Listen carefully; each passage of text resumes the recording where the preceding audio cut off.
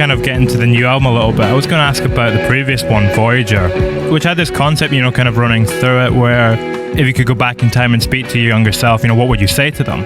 What did you learn from that on a personal level? Honestly, I guess for me, it was really cathartic. So on a personal level, I just got to put a bunch of stuff I was thinking about all the time in the past. I don't know if that's learning, but I learned that you can do that. I learned that you can move on from your shit by just telling people about it. You know what I mean? Just making it public, putting it on the page, writing down your thoughts. Kind of like Voyager's kind of like a journal entry in a lot of ways. And most Fleece stuff is kind of like a journal entry. Does it feel like more of a collaborative journal now? Yeah. 100. Well, I mean, it depends, because some songs definitely, like Megan's just writing lyrics, some songs I'm just writing lyrics. So in some sense, the journal isn't as collaborative, but the book that we write the journal in is completely collaborative, because like we're making that music all together. We're writing all the melodies, we're writing all the chords together, and we're doing it. So yeah, it's almost like it's the one book, but then you're all adding your individual entries to it. Our individual energies, did you say? Entries would work too. Entries. Yeah, I think so. I mean, like, this album's definitely the four of us, which I think people are gonna like it. I don't want to say way more, it's just different, but I think people are gonna be like, whoa, there's some sort of special energy in this record. It's because it's really got all four of our styles and hearts in it. Yeah, we really put everything we could into this one. How long was the process? What kind of time frame are we talking in terms of you putting everything into it? How long did it take to kind of come together? Like probably 4 years. 4 years? Because we... Wow. Three, really. Well, just like the oldest song on the record was written September 2018. So I'd say like from that song onward. True. I would argue 4 because... like, I feel like we started becoming a band together, the four of us 4 years ago. Before it was kind of like Megan and Jameson were kind of more studio musicians. And then we made this decision, hey, like, we're all Fleece now. Like, this is the band. And I'd say like this album was possible because of that, like us figuring out how to be like friends and like collaborate. So it was like 4 years of like emotional, 3 years of physical. 3 years. Yeah. The songs are 3 years old, but for 4 years, because like, yeah, we have to figure out how to play, the four of us. Totally. Because we switched to play with a bass player. That was 3 years ago. We switched. Tour was 3? Yeah, it was 3 years ago. It was 2018. So then we had to figure out how to play, or I had to figure out how to play key bass instead of our old bassist, who's not in the band anymore. And so we had to figure out how to get our new dynamic. And I really think we did. Yeah. We did it. And it's hot. I listened to the record on the way up to the cottage this weekend, and some of those key lines are just so sick. Those bass lines are really sounding good, if I may say so myself. Thanks, baby. It's a really good thing to like your own album. That's a good first step. The album. Yeah. No, it's really good. It's honestly sick. I had it was good. How long did it take for you to feel comfortable with each other in that collaborative space and for it to start to gel in that way where all your energies came together? That's a great question. I feel like this year we really figured out where no one was like getting like hurt in the practice room anymore. Like I think in the past, like it's always easy when you're collaborating. Like if someone's idea like doesn't work, like it can feel personal. But I think now we kind of all know, like, or maybe I'm wrong, I'm just speaking on behalf of everyone. No, I think now we all know like we're all just trying to make a Fleece song when we're in there. And before, I think there, sometimes like I would come in and be like, oh, like I want to get my chords in the page. I want to get my ideas from back home on the page so everyone can play them. But like, no, I think this year we finally like whenever we play, it's just fun and easy for me, at least. And we're starting to understand each of us, I think, like where we fit in the pocket, like where exactly our individual flair can fit in terms of our collective sound. And we're like each like honing in on our own personal skill level and understanding of how that functions with each other when we're playing together. And like the better we are at fitting in with each other, the better we can become like within our own little pockets as individual musicians. And it feels really, really cool. Yeah. Yeah. It doesn't feel forced. Mm-hmm. It just kind of works now. Mm-hmm. Jamming easy. is just so fun. Like it's just so fun hanging out with my friends and playing music. You know, that's the bottom line. And like, give us 3 hours together and we can probably write like 4 songs. I feel like, you know, Yeah. We tend to like write like maybe 2 or 3 skeletons of a song every rehearsal. Every single Yeah. rehearsal. Yeah. Even when we're trying to like record we're trying to work on our new set for our tour coming up. And like, even still, we're like, You just can't there's a help it, voice right? memo or 2 at the end of every rehearsal. That's like, Yeah, well, it's Yeah. like An every accident. rehearsal starts with a good 30 to 45 minutes of just playing Mm-hmm. without Just any jamming. purpose. someone plays a chord, people follow along, you know, someone. And I think that's the one thing we do way more now. It's like if someone starts playing a chord, everyone kind of tries to fit into that. Mm-hmm. Instead of in the past, I feel like it's so easy to start jamming and just like play whatever the fuck you want. But like listening to what other people are playing and making it better is like an art that I think we've mastered. You're playing together and not on top of each other. Yeah, exactly. Yeah. That's because exactly what it is. And It's it's less- so much more fun. It's like when you can add something musically to the room, to the sound that's happening around you, that makes your bandmate feel better about what they're playing.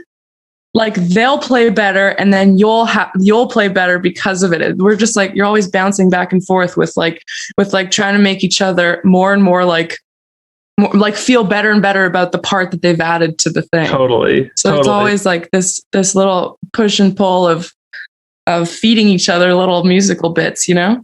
I feel also like our ideas when we bring to the thing, it's like less contrived already. Like it's less that there's already an idea and that we're doing this. It's more like, oh, like let's hear. We start to play. We start to feel around. And then we'll like find an idea like together in the room, as opposed to trying to come to the room like with like your idea for the song already. Exactly. And that's Like, how Fleece used to be, almost- for sure. And it was like a lot harder to get a song to float because you'd come in with some idea and like be like, oh, this is going to be like the new Fleece song. And then like, because like, it's just, you have too much of it already written. You have too much of an idea already. It's like people don't know where to fit in. Whereas now it's Also, like I think come with like a it's sound less or a texture. exactly. And it's less fun for people to just be told what to play in general. Like, And in terms of comfort, like you asked originally about how long it's taken to be comfortable with playing with each other. Like comfort has absolutely everything to do with that whole process. Because if you're feeling like safe in the room and that you're able to take musical risks and stuff, like for me, that's a huge one. Because I can be a perfectionist as fuck. Sorry, I don't know if we're allowed to swear. You are, don't. But just It's a Scottish cool. podcast. I can be a perfectionist as fuck, and that can really mess with me sometimes. And or having like understood that about myself over the last couple of years and tried to push past it, that has everything to do with me being able to like learn so much more because I'm able to take risks and to have like a room full of 3 people that I trust. Like fuck, I can take all of those risks, and it's just been so much fun to see what comes out of that. I think we're all doing that together. What? I trust you like fuck. I trust you like I trust fuck you all too. like fuck. Yes. I trust you as fuck. I trust As you Not like fuck. like fuck. As Sorry, Jameson. It's like fuck now. It's too bad. As fuck. James trust us as fuck. As fuck the fuck. As fuck the fuck.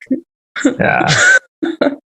With what you were saying too about now you all know, you know how you can fit your individual flair into that pocket when you're creating. What is that? How would you describe that? Where does your individual flair fit into? It's kind of like, to my feeling anyway, it'll like set up like generally between Matt and Ethan. Like Matt's kind of like got he's got a lot of harmonic power because he's got chords and bass and a synth tickle as well all at once. So he can like really, he starts probably to build up a lot of the foundation. Ethan's like steady with the groove all the time. And then Megan and myself like move as like one guitar ethereal double helix to the stars and just try to find our way to fit in gently with either like a melody or a chord. Like maybe Matt's just doing the bass line, I'll try to pick up the chords and then, you know, or pick a melody or texture. So mostly it's like a foundation between Ethan and Matt, and then Megan and myself come with like to fill out the feeling or whatever. And the sound I feel like that we're making is kind of like, I would say, if we were to genre it, a mix of like Motown and rock. Psych rock too. Psych rock for sure. It's and it has a consistency, I feel like, our sound, because I'm pretty much always using the same piano sound, the same Rhodes piano sound. Jameson's he's got a lot of different tones, but like his tone really just always sounds like Jameson's guitar. It's really overdriven right there. And Megan's really got this like kind of like wonky sound in her guitar that comes in. And I feel like Ethan, you're just so Ethan when you drum. I don't know how else to explain it. Yeah. It's its own genre. From the people that have listened to the album so far, like I really thought I played so simply this album. I really tried to strip it back and just be like as musical and play as little as possible. But everyone's like, wow, Ethan, you still sound like a crazy, like you're doing all this shit all the time. I'm like, well, that means Ethan, if that means you just played your crazy parts really well. I guess so. I just tried to play simply, but you failed. I failed. There's a couple bills that are pretty next level, I feel. Oh yeah. Ethan, you can't help but be next level. Yeah, you're just sorry, next babe. level. You tried and you failed at being simple. Nope. People just watch you, Ethan, just like stand, and people are like, who is that man? Like everything you do is extra. You are extra. I know, that's the and we love that about you. Never change a single thing about that, Ethan. Why did you want your playing to be more simple, Ethan? Just because I felt that's what the music wanted to be. This time around, our music this time around is a little bit more, I don't know. I feel like that's just the sound of this album, is that like the drums don't need to be as bashful. It's more about the textures of the whole band, and not about like, I find everyone on this album has their moment of like Matt's synth solo on Body's Lie, and then like Jameson has a crazy guitar solo on a song, and Megan has a great guitar solo on a song. And there are one or two songs that I think are like drum features, but for the most part, this album's more about the music as opposed to like the musicians. And so that accounts for more simple playing from all of us, I think. Yeah. Which has everything to do with like fitting ourselves into the pocket too. Like nobody's trying to swallow up the moment. Like it's always better when each of us have our own way of featuring, even if like one solo is happening at the moment. Like we all built it up to get there together. And even these solos are more like playing to the song as opposed to playing to like the musician or our own egos in a way. We're also, I would say we're decently talented musicians. So our definition of simple playing is obviously really different than a listener's view. It's tough when you go in with a simple plan, you know? Yeah. Ooh, great band. By the way, this album is featuring Simple Plan on every song. Yeah. They couldn't make it to the interview, but it's really a collab album with Simple Plan. Surprise! Do you know Simple Plan? I don't. Are they Canadian? Yeah, they're Canadian. Yeah. They're they were super they had pop. That TikTok trend with "I'm just a kid and life is a nightmare." I think I sung that song. They went viral like this year. I guess it was 2020. I performed a Simple Plan song at my grade 4 talent show. When I was a tiny little butch 9-year-old. That's what I sung. Nice. Butch 9-year-old is another great Canadian band. Great band name. Everybody put your hands together for Butch 9-year-old. I really can't picture you as a Butch 9-year-old. Did you have like short hair? Is that why you're saying that? No, I was pretty dirty all the time because I was always playing in the dirt. I was playing Beyblades with my brother at the schoolyard. That was my vibe. Yeah. And I was really trying to be like my older brother and just like be one of the dudes, you know, like this. Comme des garçons. Yeah, comme des garçons. And it was a phase for sure. And here I am now. Well done. Thank you for that little aside. Anyway, back to the music. That was less weird than you feel it was, Meg. Cool. Thank you for saying so. Love it. I love it. You mentioned Bodies Lie a few moments back, which is the first song that Meg and you take lead on. At what point in the process did that kind of emerge? Was that something that came out once you were comfortable in that space and you were kind of working in tandem as a group, like we were just talking about a few moments back? Yeah, I mean, I had never entered this band thinking that eventually that was part of the goal. Like it was very much like natural to, just start singing eventually when I felt like there was space, and then it made sense. Like Matt as lead of this band vocally is like such a thing about Fleece that I cherish so much. And this song specifically just happened to take shape like this because we were playing the lick of Bodies Lie all together, like the way that we were writing at the time. We all sort of just brought in our parts, and the song started forming one day, and I just went home and I started playing it by myself and singing the melody to myself, and all of a sudden some lyrics came, and then I came back to practice the next day and just said like, hey, I was playing this at home and I started singing some lyrics to myself, and I sang them to the group and they liked them, and it was really just natural to head down that way. When we first started playing it and you were singing on it, I was like, yeah, your voice is just so much as a better fit for this song. And I was like, please take. Please go. Please do it. But yeah, and you really owned it. That has everything to do with comfort. For us to finish too. Totally. Yeah, it almost got lost in the sauce. Yeah, it almost didn't make the album. Well, I feel like one of the reasons it almost didn't make it was because genre-wise, it was really different than most of the other songs that were already on it, and we were kind of like, is this working? And then we just recorded it, and we were like, fuck yeah, this is working. It's sick. Exactly. It's very much something that one got written like November 2020, and even then before that, we kind of 2019. Yeah, 2019. Sorry, that's what I meant. That one got written November 2019. But then we kind of dropped it and didn't play it live at any of the November shows, and we didn't pick it up and really finish it until like October 2020. Until we were about to go into studio. We kind of did drop it for a second there, and it got brought up because we dropped another song that had a similar energy, because that one wasn't happening anymore. Song that was called Tiesto's Breakfast, which will who knows if that'll see the light of day ever or not. It lines up nicely with So Long, though. You have these two songs about being overwhelmed by these kind of bigger things that are going on in the world. Totally. Yeah. I think they have very similar vibes. They're both just kind of like dark. What, the song? Yeah, I think it fits great. It does fit into the record. Yeah. Especially like on the record, if you saw the track list, Love Song for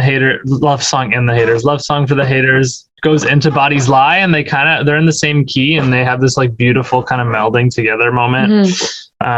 Actually so sick. And it's honestly awesome. We clearly love our album and ourselves, which is a good thing. When did you're talking there, about how the songs kind of flow into each other. You have the little interludes on the album too.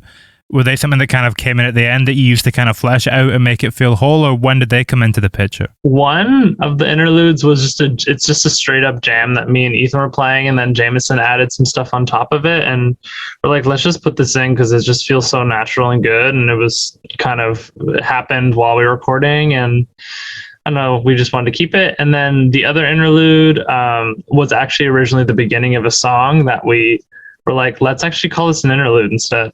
We didn't want, honestly, the reasoning was, I feel like Spotify related semi, but also because we were like, we don't want people aren't going to listen to a 40-minute intro of a song, 40 second. Yeah. But those interludes and intros just came out of like us jamming right before we recorded the song. Yeah. And it just sounded cool. And so we're like, let's leave it in.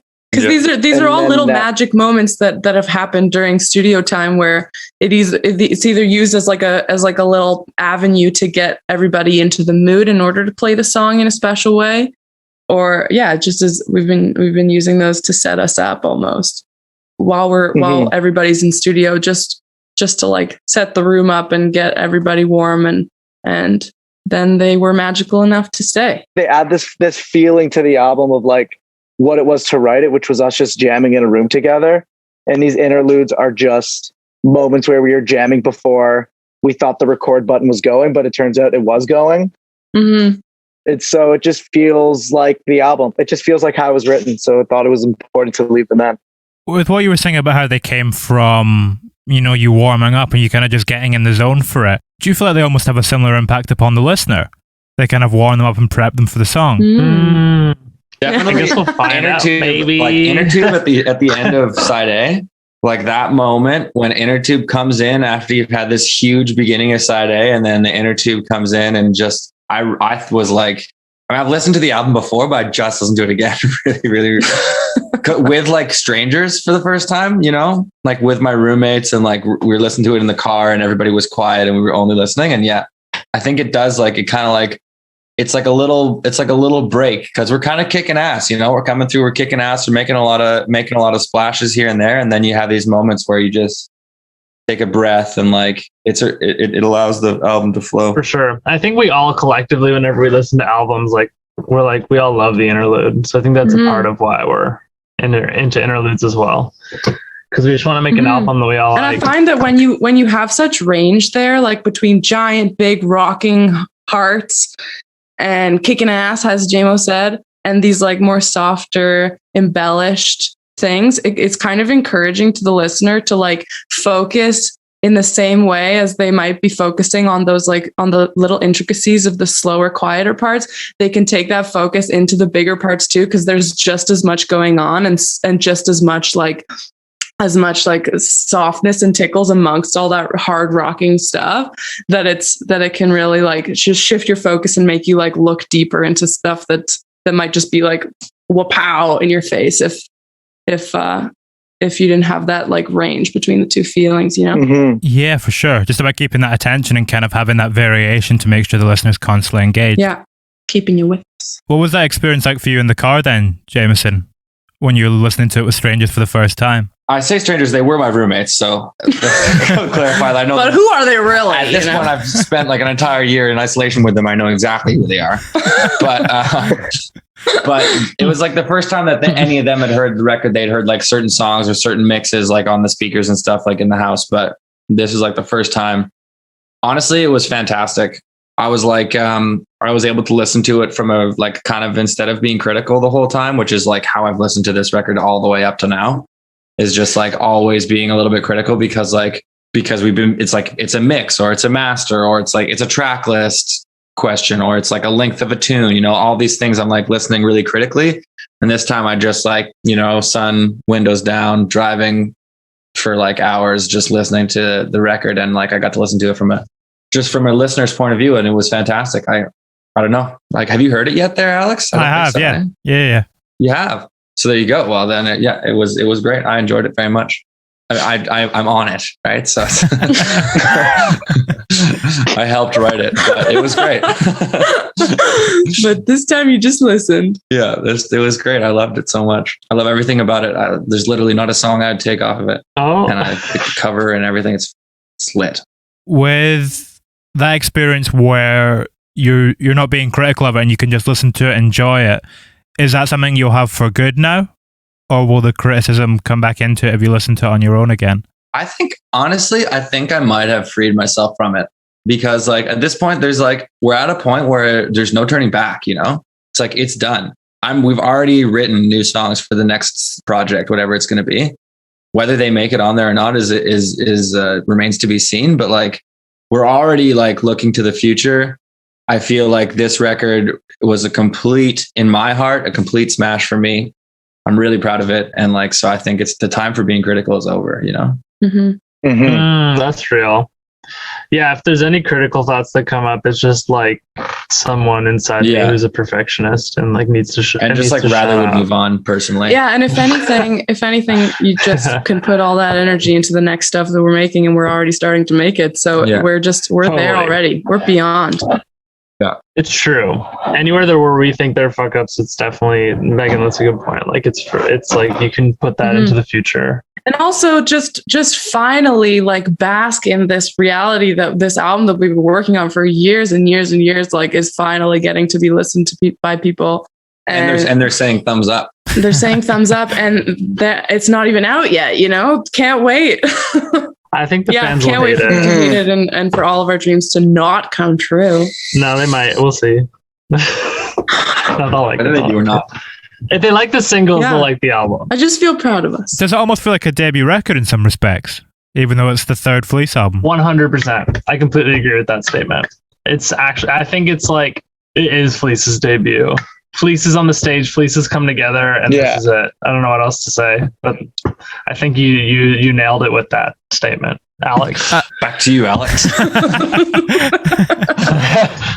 I mean, as a result of that, how has what you would define a Fleece song as being changed then? For me, if it's a Fleece song, it's gotta be the four of us playing.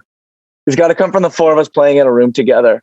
Whereas before it wasn't necessarily, it didn't, like on the first album, there were songs that were like John's songs, who was the old guitar player. And then there were songs that were Matt's songs. And it was so clear what was going on. And then on the second album, it was very clear that Matt wanted to tell a story of his experience. And it was like Matt's album that we helped him, that we played on.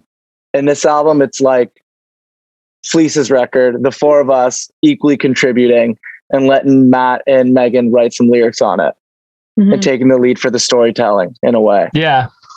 But in terms of sonically, I think Fleece was definitely there in the last two records for sure. Like, I think people listen to Aliens and like On My Mind, and they're like, wow, that's Fleece. And I think that they'll hear those sounds, some of those sounds in the new record still, but it's more the emotional. I think like we all just like are really set on Fleece being collaborative, and so that's why we're setting that like statement into the world, because like that's how we want it to be, and that's I think how we all kind of see the future of Fleece going. It's like because honestly, whenever any of us individually bring shit to the table, it just doesn't fucking work. It's so much more fun for everybody when we're building it together. And if you want to bring something individually to the table, you have to bring it in a way that makes like everybody together like have the idea. You can't just come in. Yeah. You can bring in like your idea, no problem. But if you like try to make it too intense, like too already done, then it's not going to work. But if you like, if you're like, play this, if you come in, and you're like, here's how this part goes. Everyone's. I also think like that's what I learned. I also think that like now that it's Matt, you have an outlet for like your own songwriting, and Megan has like her project that's coming out for her solo songwriting, and Jameson's always doing stuff, and I got stuff going on. And I think that honestly makes Fleece better because everyone has an outlet for the songwriting that they want to do. Because we're not only just writing music, we don't only just write Fleece music. We have other things that we're all doing, but we have an outlet for what the Fleece sound is. We don't feel like we don't have outlet for everything. Exactly. And it's also a reflection. I don't think people look at Fleece and they say like, oh, it's Matt. Oh, it's Ethan. Oh, it's Megan's band. Like, I think really people see Fleece Jameson's and they're band. like, oh yeah, it's Yeah. It's definitely mostly Jameson's band. Did it get easier for you to adjust to that way of working and relinquish control once you had those other projects that you could write for? Yeah. I mean, honestly, it was definitely at first was like hard. In the sense of like, I don't know, it's just the ego is a fragile beast, and like letting go of stuff is hard. And but then actually now it's like 7 times easier to walk into the practice room, because I think when you bring in your own ideas and expect other people to validate them and it doesn't happen, you can get this feeling that's like a really big shutdown, even though it might not mean that the music you brought is bad. It just means that the way it was going wasn't conducive to like a team or a group effort. And so now it's it's so much easier because we know what to expect when we go in the room. Before there was too many variables. Now it's like we know how to communicate more because of the collaboration. So I don't know. In terms of maybe one day we'll look back and change it up, but for now I'm like, it's just working. So why fuck with a good thing? And by fuck with a good thing, I mean like not do a good thing, ruin a good thing. Why mess with a good thing? Fuck up a good thing.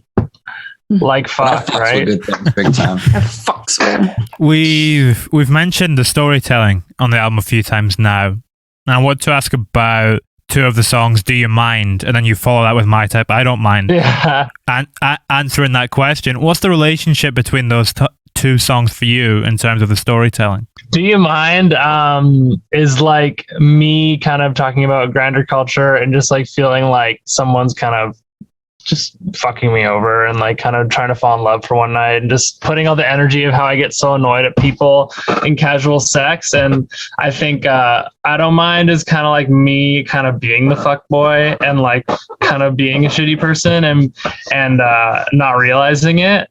And if you listen into the lyrics, it's like kind of like I'm playing two sides of the coin or a different side of the coin in each of them. And we didn't really realize the parallels until like right near the end. Yeah, it was so actually accidental. when we put them next to each other, and I was like, oh my God, that's funny. We have Do You Mind, I Don't Mind right next to totally. Do You Mind, I Don't Mind right next to each other. And one is super vulnerable and one is super confident. And there's a lot of duality. It's even more interesting then that you follow both of them with Something Real, which is this song that's kind of striving for something authentic and genuine. Mm-hmm. Hey, there you go. Alex, you're paying attention. Alrighty, Alex from Scotland. I'm getting goosebumps there. What town? Which town in Scotland, Alex? It's Aberdeen, over on the north. You live in Aberdeen. Aberdeen, and you're doing a good job there in Aberdeen there, Alex. That was funny. Is that when do you start to think about that? Though? When do you start to think about the relationship between all the songs on an individual level and kind of arrange them in that way and see those connections? I'd say more near the end. I would say same as Voyagers, more near the end. It's like you kind of happens naturally because all these songs are kind of stream of consciousness about our lives, and then I think the parallels just like really there's like a magic to how the parallels kind of arrive, and the Something Real I think is a reflection of our years. And just want to feel something concrete. I think a lot of times the way we actually organize in terms of track list is more vibe. And then the parallels that come with track lists kind of come naturally, I would say. Am I like vibe in terms of sound? Like we don't like, but also the vibe of in terms of sound is going to reflect in the lyrics too. Like we listen to the way that the lick is like telling a story already, and then that comes with a certain energy, the way that you add lyrics in as well later on. That's how I feel like in terms of my lyric writing. You don't want to say something that's like, or you can. I mean, that's a way to do it too. But to say something that's like completely paradoxical to the kind of energy that the song has instrumentally, like yeah. And in terms of lyrics for Something Real, like these are all journal entries. The way that Matt was saying earlier, like the lyrically, you tend to write, I think, in terms of speaking about your own life. And when you're writing in a journal, like you can flip through the pages and you're still talking about your life in all these different ways. So there's going to be links everywhere you look, totally. No matter what, without even really trying. Journals that are also kind of like reminders of like what had either happened, how I was feeling at the time, how to move forward better, and maybe like people can pick up on those nuances and feel the same thing, relate to those feelings, or honestly, maybe like an idea I gave to myself was an idea that they didn't think of for themselves. If that makes sense. So there's kind of still some Voyager parallels in this record of like telling yourself what happened, how to live your life, and moving forward with that information. Do you feel more vulnerable on a song like Do You Mind? It's a very small scale, intimate thing. Or do you feel more vulnerable on a song like So Long, where it's looking at these grand ideas of being overwhelmed? Definitely Do You Mind. Do You Mind also because like when we're playing it live, at least it's like my vocals like front and center. It's like I'm carrying this thing. So it's like there's definitely like like your emotion is going to impact how this song goes, like how your take is. So there's definitely like I feel like I need to feel vulnerable to do a good live performance of Do You Mind? Well, specifically with that song, like we went in and like we like as an exercise for the band, we were like, how little can we play to leave as much space for Matt's vocal on this song? And so like it is recording wise, aside from that one interlude is the simplest song because it's just keys, the key bass, no overdub guitars, just the 2 guitar parts and like the drum beat. And that was it. Not really any vocal doubles. Yeah, it's really simple. And actually when we recorded it, it was a demo, and then we loved the demo so much that we were like, make this the real deal. Yeah. But we had to redo the vocals, and we redid some bass and your key bass, and Megan's harmonies. With, you know, you're saying that it's really simple. Do you feel like simplicity or complexity comes more natural to you when you're creating as a group? Complexity. We're very into changes. We're very into changing it up. I think we get bored really fast. I think when we play a song once or twice or thrice, we're like, we hear it back and we're like, it's too similar happening, and everyone kind of just wants to add something new to make it spicy. And so I think we have an initial reaction to not make things more complex, but like our reaction is always like, let's add more, see what other part can go. But now I think we're making it more natural to like pare things down as part of our mode as well. But it's super easy for us to change parts. Like we're like, it's just like, let's add, what about these chords? Those chords are cool. Let's try and put these weird chords in the most seamless way possible. But that would be more complex, right? The simple or complex doesn't really come into it. I feel like we're certainly not doing like very complex stuff ever. Okay. I said the opposite. Before we came in, I said, I think it's our knack to like add more parts and change things up and like go to a new part, go to a part B, go to a part C, which I would say is more complex versus like a lot of songwriters who just like have one chord structure and stay in that structure. But I think we're not doing like these like epic, like, you know, string synchronous licks or like crazy chord changes or anything like that. Like sometimes, like maybe the bridge on My Type got a couple interesting chords in it that are like, but even though, I don't know, but we're not an especially complex band compared to like how complex bands can really get. Yeah. Would agree with that. On the accessible side. And this album too, I think we made like pretty strong effort to try not to do as many time signatures as we used to. That's it. Yeah. And I think what everybody's saying is that we're never trying to like estrange any listener by how like performative or like how complex the chord structures or anything can be. Like I think a lot of our goal is to make it so that the songs like fit into the pockets within themselves, like that there's something recognizable. Because the thing about music in general is that like people just want to, like when people like a song, it's because they feel like they know it almost. Like I find that some of my favorite bands, when they write certain music, like I'll like it so much more on like a third listen just because I know it and I can like anticipate these changes. And that's the way that I think I personally like to write music anyway, is just like feeling the way that it's about to go and then going there. Like it's just the way that like a chord, there's your first chord and then the next one resolves. Like that is like fucking peace in my body. And I want to find that and I want to go there. And music is all about like lifting your expectations and then taking you somewhere else. And so no matter what, like the more you can like anticipate where it's going and then go there and like give that satisfaction, but do it in all these like kind of nuanced ways. Like that's what makes music so interesting to me, is how you can like remove expectation and add some complexity and then like give you what you want at the end of the day. So I think we struck like a cool balance of those two things happening. Yes. There are a couple nerdy music school moments on the album if you listen closely. Totally. There are a few. Does it sound complex to you, Alex? I don't know if complex is the word. It feels almost like a collage. Like there's a lot of ideas going on. There's a lot of different styles. but it never feels like overbearing in any way, I don't think. It's always very accessible and very pleasant, but you're kind of getting through a lot at the same time. I agree with that. Pleasant. I like that It's like word. a collage. It's a collage. Collage is the word, yeah. Collage. A little bit of a collage. So Yeah. There's a vibe. There's definitely like a, for me anyway, there's a very clear line though that goes through it for me. What line is that? To me, it's like it's like somebody is. And this is really my interpretation here. I'm not speaking for everybody, but somebody is like dealing with letting go and holding on with control and giving away control and vulnerability and expectations. And it's like I really feel like that for me, again, personally, that really reflective of just like the kind of era we just kind of went through as a band and also as like a global community. It's like, you know, this thing of like you don't want to feel helpless, but you also don't want to feel like a control freak.